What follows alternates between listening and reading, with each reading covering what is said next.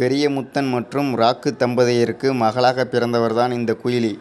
குயிலிக்கு இயற்கையிலேயே வீரம் செறிந்திருக்கிறது என்பதை நாம் புரிந்து கொள்ளலாம். ஆம், அந்த காலத்தில் ஒரு காளை ஊரையே விவசாய நிலத்தை அழித்து கொண்டிருந்தது. யாராலும் அடக்க முடியாத காளையாகவும் வலம் வந்து கொண்டிருந்தது. அந்த காளையை ராக்காயி அவர்கள் அடக்கப் போய் அந்த மாடு முட்டியதில் அவர் உயிர் நீத்தார். அப்படிப்பட்ட வீர பெண்மணிக்கு பிறந்தவர்தான் இந்த குயிலி. ஆங்கிலேயரை எதிர்த்து போரிட்ட வீர பெண்மணிகளில் வேலு நாச்சியாரும் குயிலியும் மிகவும் முக்கியமானவர்கள். குறிப்பிட்டு சொல்ல வேண்டுமென்றால், குயிலி வேலு நாச்சியாரின் பெண்கள் படைப்பிரிவுகளின் தளபதியாக விளங்கியவர்தான் இந்த குயிலி.